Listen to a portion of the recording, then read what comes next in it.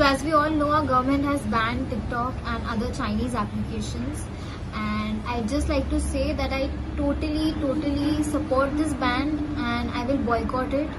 I support it and my whole family supports it.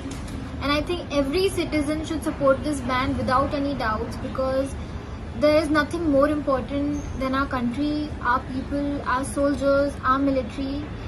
In fact आगे भी जो भी गाइडलाइंस, रूल्स और रेगुलेशंस आएंगे गवर्नमेंट की तरफ से, उनको भी इसी तरह से सपोर्ट किया जाएगा with all due respect.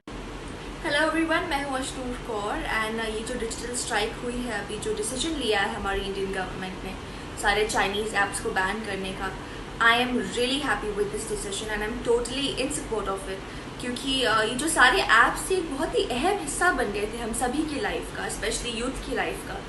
And this was like a mode of entertainment for them. So जो एक major distraction था हम सभी की लाइफ में, वो अभी हट गया है। So we can concentrate on more productive things.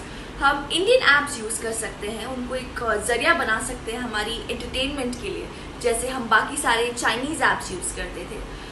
So yes, I'm really happy and I also believe that this decision was very crucial। जो हमारा एक गोल है आत्मनिर्भर भारत का, उसे अचीव करने के लिए, ताकि अभी हम इंडियन ऐप्स यूज़ कर सकें एंड प्रोडक्टिव चीज़ें कर सकें।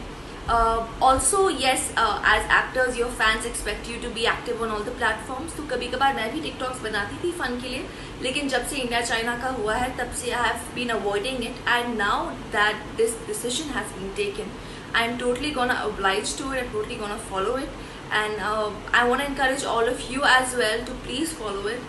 And really proud to be an Indian citizen. Your country comes first, India comes first, and really proud of this decision taken by the government. Jai.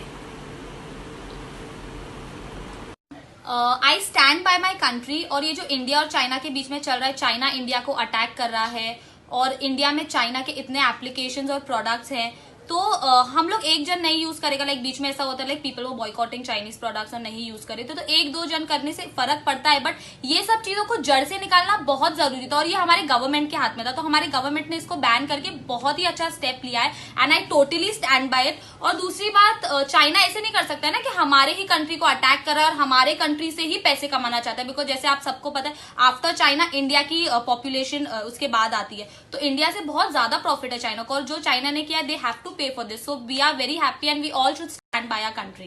Thank you.